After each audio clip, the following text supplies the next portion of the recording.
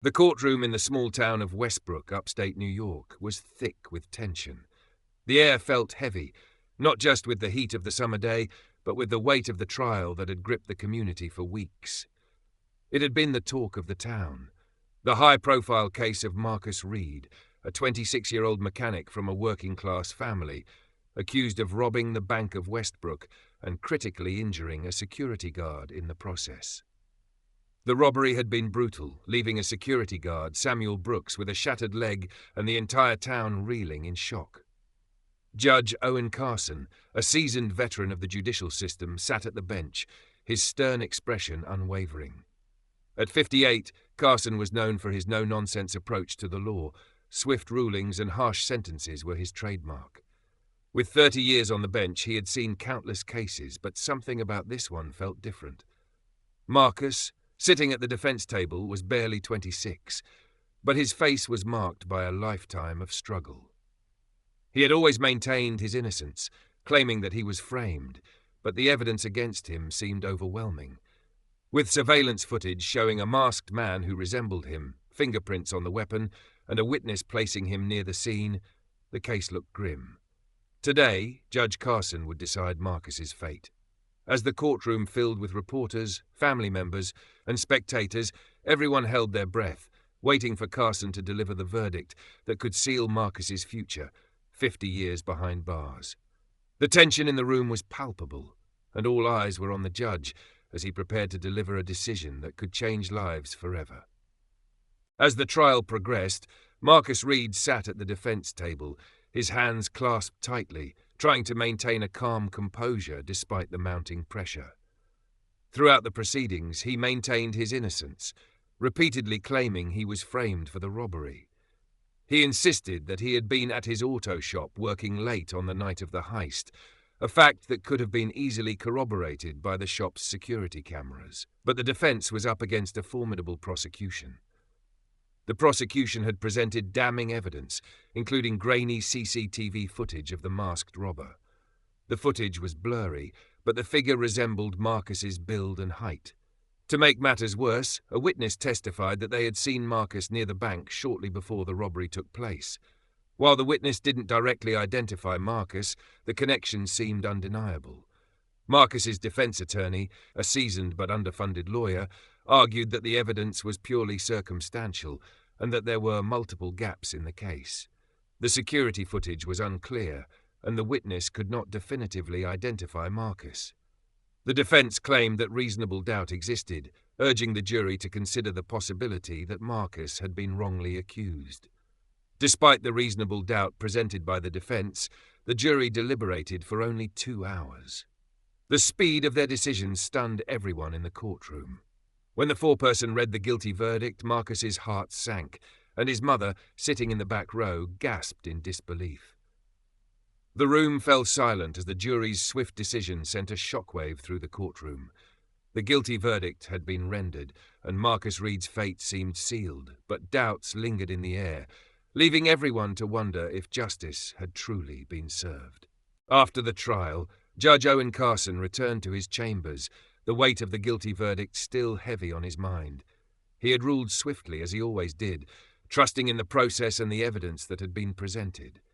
But as the days passed, something about Marcus Reed's case nagged at him.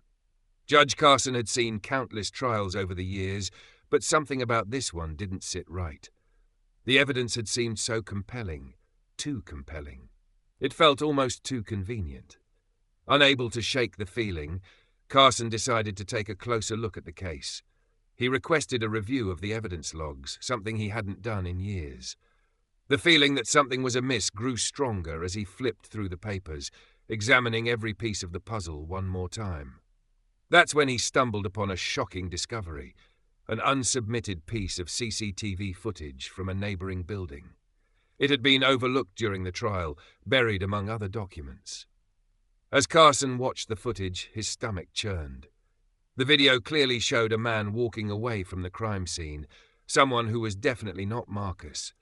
The physical build of the person was distinctly different, taller, broader shoulders, and a completely different gait. The realization hit Carson like a ton of bricks. The footage proved that Marcus couldn't have been the robber.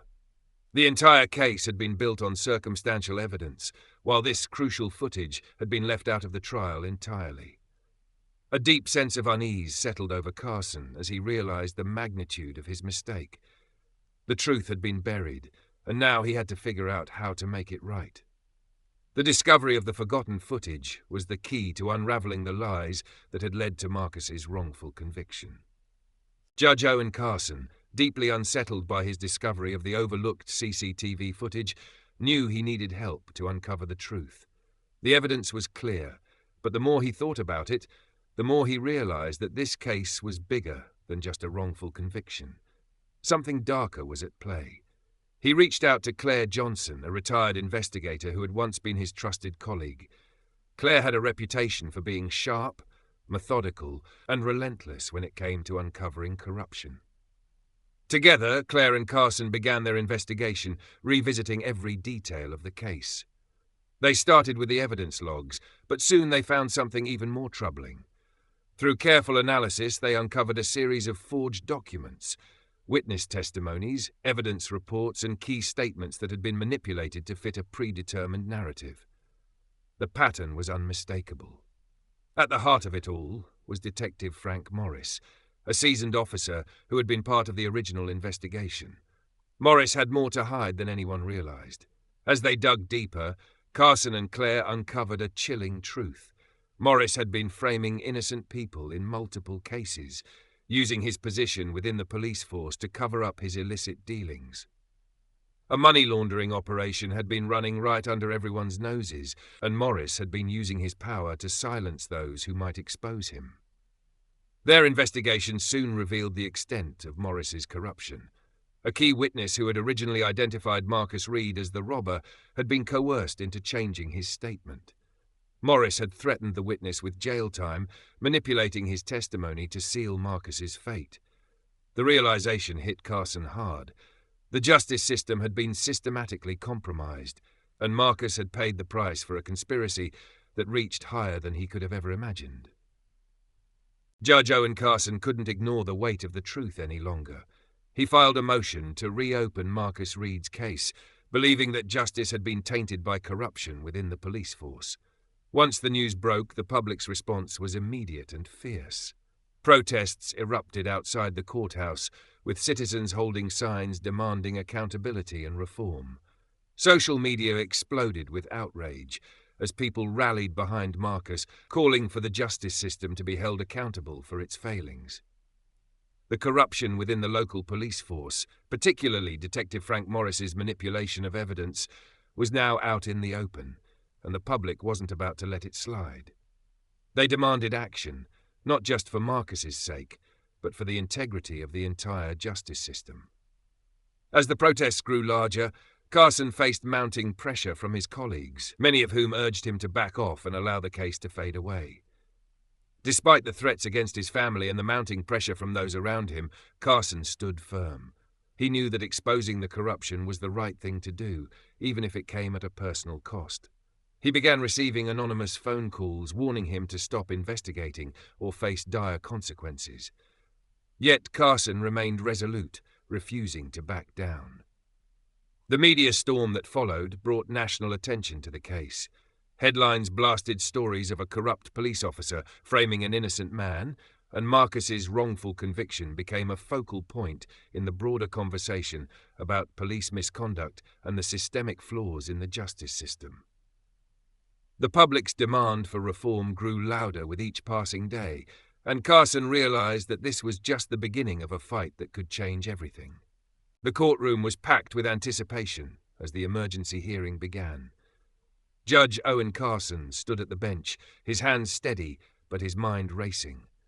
He was about to confront the man who had not only manipulated the justice system but had caused the wrongful conviction of an innocent man. The tension in the air was palpable, and all eyes were fixed on Detective Frank Morris, who sat in the gallery, attempting to remain composed. Carson began by presenting the new evidence, the previously forgotten CCTV footage, which clearly showed a man who wasn't Marcus Reed walking away from the scene of the robbery. The video was a game-changer, one that couldn't be ignored. Along with the footage, Carson revealed forged documents and coerced witness statements, all pointing directly to Morris's involvement in framing Marcus. Morris, despite his cold demeanour, began to squirm. His facade of calmness cracked as the evidence mounted. He tried to deny everything, but it was clear that the weight of the truth was crushing him. His attempts at deflection were futile, as Claire Johnson, who had worked tirelessly to uncover the corruption, stepped forward with additional damning testimony. In a dramatic moment, Carson and Claire unveiled the full extent of Morris's corruption.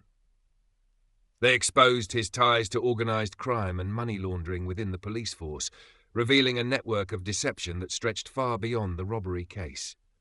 Morris, realising his career and freedom were slipping away, attempted to flee the courtroom. But security was quick, and Morris was apprehended before he could escape.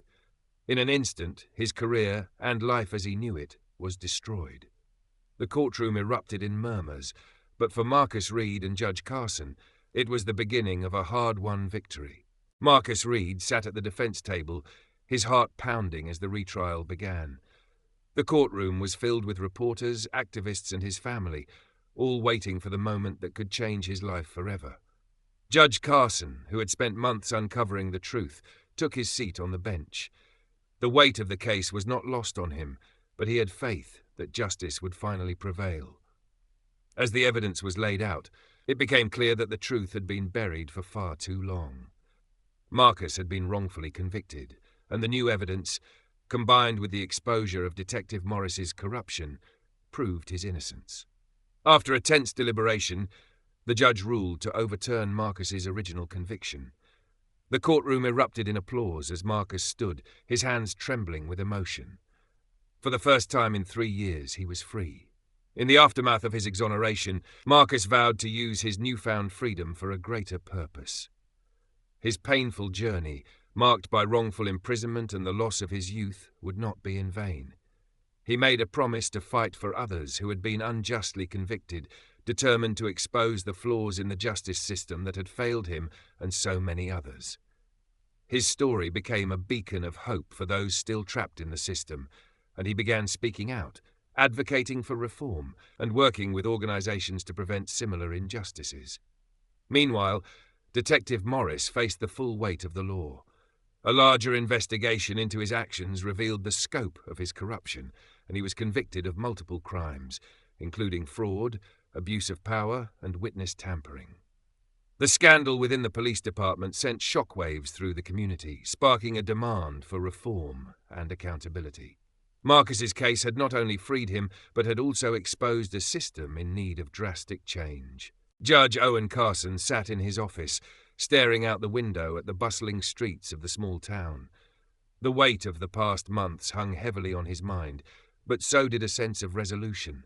His efforts to expose corruption within the justice system had turned him into a public figure, but it also revealed the cracks in the very system he had once trusted. The media had lauded his courage, and the public had rallied behind his pursuit of justice. But Carson knew that the fight was far from over. There was much more work to be done to ensure that the system was truly fair. His reflection, though, was clear. Real reform would only come if there were more individuals who were willing to stand up for what was right, no matter the personal cost. Meanwhile, Marcus Reed stood at the front of a local school auditorium, preparing to speak to a room full of young students. The scars of his wrongful conviction, his years in prison, and the struggles he had faced were still fresh, but they had given him a new purpose. After his release, Marcus dedicated his life to advocating for the wrongfully convicted, turning his painful journey into a mission to reform a system that had failed him. He travelled across the country, speaking about his experience and offering support to those still caught in a similar web of injustice. His story, once a tragedy, had now become a symbol of hope. For Marcus, every person he helped was a step closer to a world where justice truly served everyone, not just those who could afford it. The story of Marcus Reed and Judge Owen Carson serves as a powerful reminder of the importance of integrity, accountability, and the need for systemic reform. In our everyday lives, it's easy to overlook the flaws in systems that we believe are just or impartial. However, Marcus's wrongful conviction highlights how easily the truth can be buried, and how critical it is for individuals to stand up when they see injustice. Whether in the legal system, workplaces, or communities, the fight for fairness requires courage and a willingness to challenge the status quo. Judge Carson's journey teaches us that confronting corruption can come with personal and professional risks, but it is necessary for progress. We must all strive to hold systems and individuals accountable, ensuring that everyone has a fair chance. Justice isn't just a concept, it's something we must actively work to protect and improve in our daily lives.